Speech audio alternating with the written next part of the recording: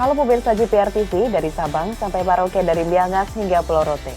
Bertemu lagi bersama saya Mona Azharinisak dalam program Kominfo Newsroom. Halo pemirsa GPR TV dari Sabang sampai Merauke.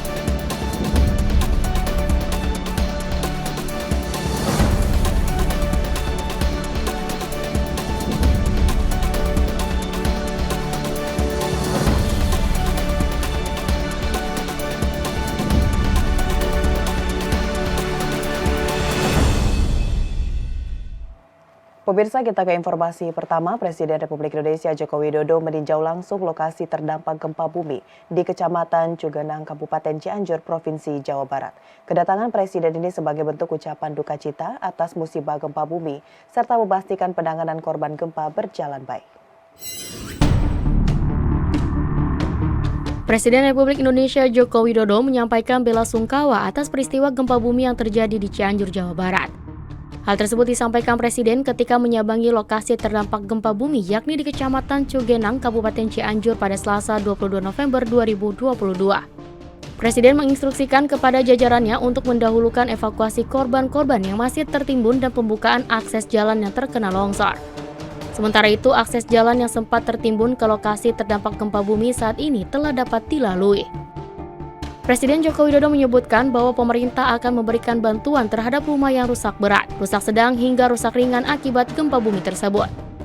Untuk rumah dengan rusak berat akan diberikan bantuan sebesar 50 juta rupiah, rusak sedang 25 juta dan rusak ringan 10 juta rupiah.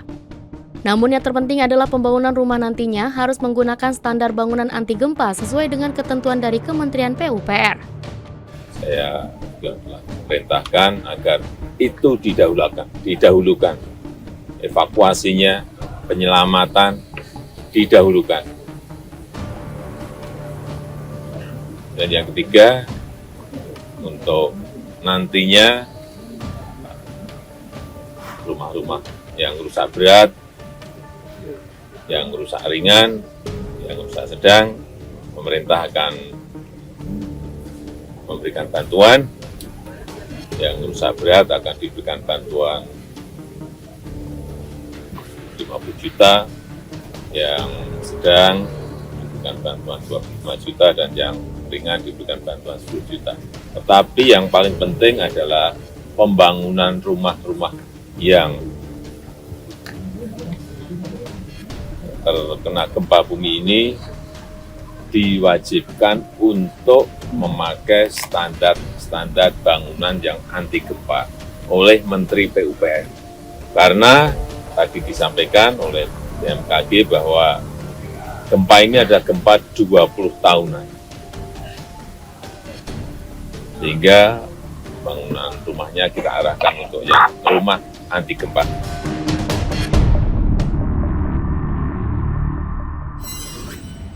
Badan Nasional Penanggulangan Bencana mengirim bantuan logistik dengan total 500 juta rupiah untuk membantu korban gempa di Kabupaten Cianjur.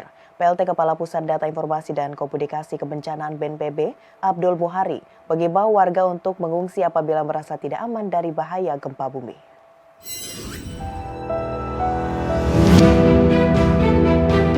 Badan Nasional Penanggulangan Bencana mengucurkan bantuan dana sebesar 500 juta rupiah bagi korban gempa Cianjur. Hal tersebut disampaikan PLT Kepala Pusat Data Informasi dan Komunikasi Kebencanaan BNPB Abdul Muhari dalam konferensi pers di kanal YouTube BNPB. Melansir dari Instagram resmi Diskominfo Cianjur yang dirilis 1 jam lalu, tercatat korban meninggal sebanyak 252 orang, 31 orang dalam pencarian, 377 luka-luka, dan 7.060 orang mengungsi. Sementara itu, kerugian material yang tercatat adalah 2.834 rumah rusak, 5 tempat ibadah rusak, 13 fasilitas pendidikan rusak, 10 kantor dan gedung rusak, 5 fasilitas kesehatan rusak, 1 kios rusak, 2 jembatan terdampak, 2 titik jalan terdampak. Gempa magnitudo 5,6 mengguncang 10 kecamatan di Kabupaten Cianjur. 10 kecamatan tersebut yakni Kecamatan Cianjur, Karangtengah, Warung Kondang, Cilaku, Gekbrong, Cugenang, Cibeber, Sukaluyu, Sukaresmi, dan Pacet. Ada 4 pengungsian, 4 titik. Yang utamanya di depan pendopo Bupati Cianjur, dan BNPB sendiri saat ini sedang mendorong tenda pengungsi. Satu tenda itu bisa diisi 30-40 orang yang sudah berjalan saat ini. Dari yang disampaikan Kepala BNPB itu ada 47 tenda yang akan didorong malam ini untuk mendukung kebutuhan darurat para warga terdampak di Kabupaten Cianjur. Selain itu, kita juga sudah menyiapkan logistik dasar permakanan, selimut, dan lain-lain yang juga kita dorong via jalur darat hari ini dengan nilai rupiah sebesar 500 juta rupiah. Tentu saja kita harapkan grafik kenaikan korbannya tidak lagi signifikan, tetapi perubahan data masih cukup dinamis hingga saat ini.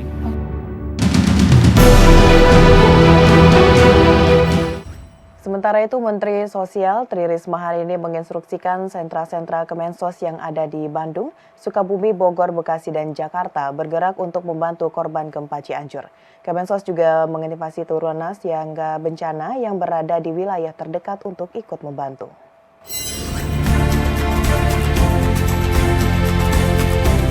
Menteri Sosial Tri Risma hari ini membawa bantuan logistik berupa tenda, velbet hingga makanan siap saji bagi korban gempa Cianjur di RSUD Sayang, Kabupaten Cianjur, Jawa Barat 22 November 2022. Belansir Antara, bantuan logistik velbet diberikan karena masih banyak penyintas di RSUD Sayang yang tidur tanpa menggunakan velbet akibat terbatasnya persediaan. Mensos kemudian menginstruksikan jajarannya untuk menyusun velbet tersebut untuk merawat korban luka-luka. Mensos juga mendirikan tenda besar yang memiliki daya tampung lebih banyak penyintas gempa yang datang dari mobil ambulans. Selain menggerakkan bantuan logistik, Mensos juga meminta kebersihan lingkungan diperhatikan. Tri Risma hari ini meminta agar lingkungan tempat penyintas bersih dari sampah yang berceceran. Mengantisipasi adanya gempa susulan, Mensos menyiapkan serbio tenda besar di 7 kecamatan terdampak gempa. Gempa bermagnitudo 5,6 mengguncang Cianjur pukul 13.31 waktu Indonesia Barat pada 21 November 2022. Gempa berpusat di 10 km arah barat daya dari Kabupaten Cianjur dan tidak berpotensi menimbulkan tsunami. Saya kirim ke sana untuk bantu di Cianjur karena kita khawatir untuk menolong yang masih tertimpa reruntuhan itu. Staf saya sebar di 7 kecamatan.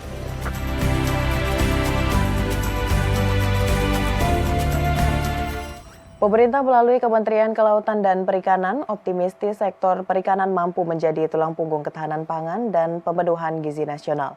Melalui peringatan Hari Ikan Nasional, Menteri Kelautan dan Perikanan Sakti Wahyu Trenggono mengingatkan masyarakat akan pentingnya ikan bagi kesehatan.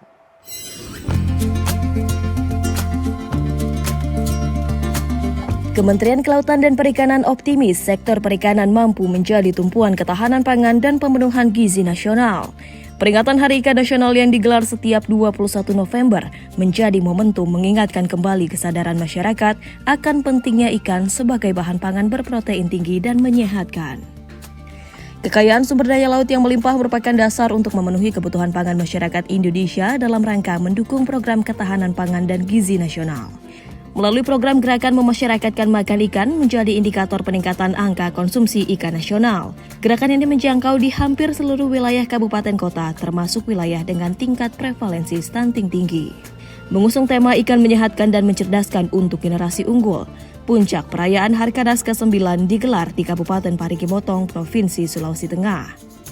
Menurut Menteri Kelautan dan Perikanan Sakti Wahyu Trenggono, peringatan Harkanas tahun ini spesial karena untuk pertama kali peringatan Harkanas diselenggarakan di luar Pulau Jawa. Peringatan Harkanas ke-9 di Parigi Motong diharapkan menjadi stimulus bagi daerah lain dalam membangun ketahanan pangan berbasis hasil perikanan. Selain itu, Parigi Motong dikenal sebagai daerah penghasil perikanan yang strategis. Kementerian Kelautan dan Perikanan mendukung ketahanan pangan nasional melalui program Gerakan Memasyarakatkan Makan Ikan atau Gemar Ikan dengan indikator peningkatan angka konsumsi ikan nasional. Gerakan ini menjangkau di hampir seluruh wilayah kabupaten kota termasuk wilayah dengan tingkat prevalensi stunting tinggi. Ikan sebagai bahan pangan yang mengandung protein tinggi dan memiliki kandungan asam lemak omega 3, 6, dan 9 sangat relevan sebagai salah satu sumber asupan gizi untuk mendukung program ketahanan pangan. Semoga semangat Harkanas kali ini menjadi inspirasi daerah lainnya untuk menjadi tuan rumah peringatan Harkanas mendatang. Saya memberikan apresiasi kepada pemerintah Kabupaten Parigi Motong, pemerintah Provinsi Sulawesi Tengah, Ditjen Penguatan Daya Saing, dan semua pihak yang telah bersinergi dan mendukung penyelenggaraan acara ini. Kami berharap dengan terselenggaranya peringatan Harkanas pada tahun 2002 ini dapat meningkatkan peran dan sinergi semua pihak dalam penguatan ketahanan pangan.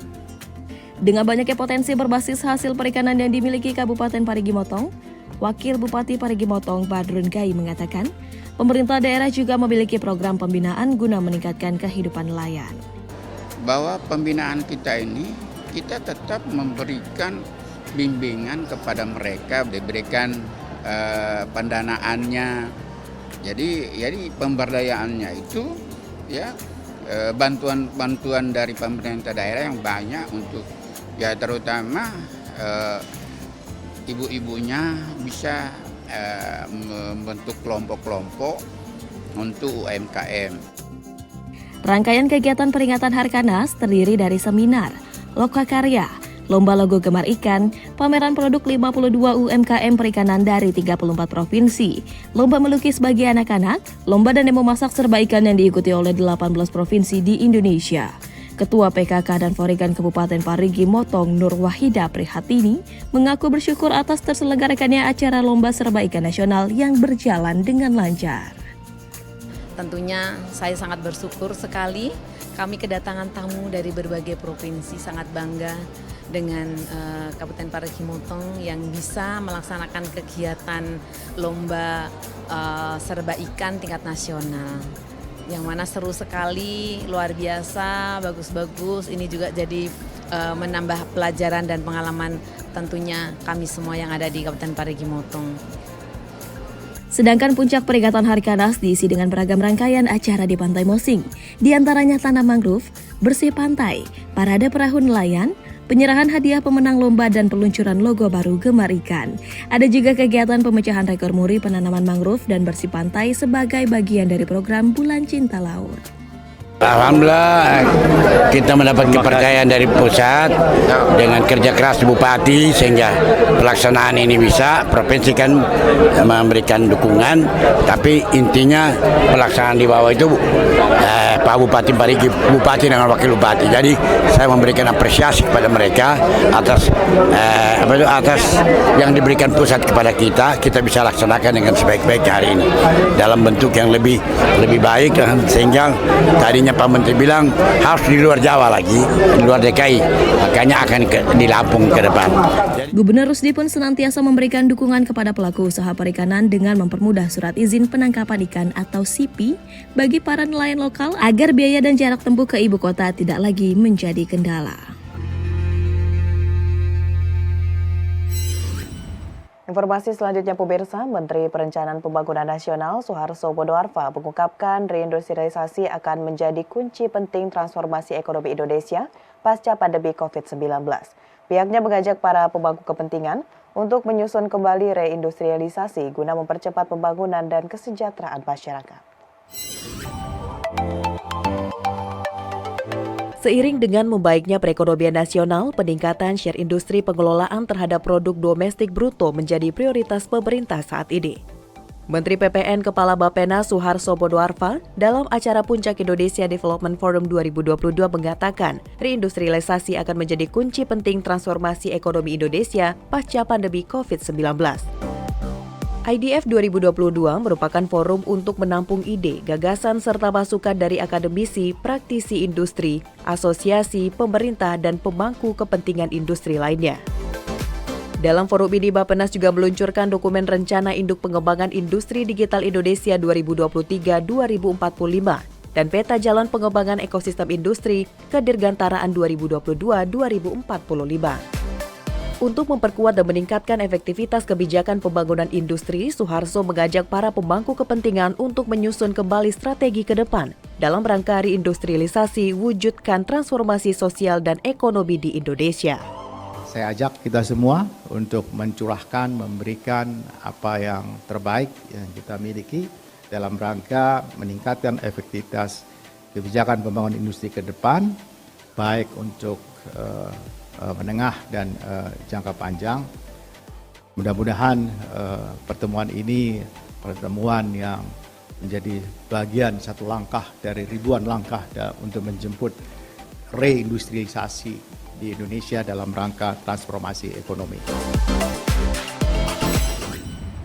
Pemirsa, setelah jeda iklan, kami akan kembali dengan berbagai informasi lainnya. Tetaplah bersama Kobe Info Newsroom.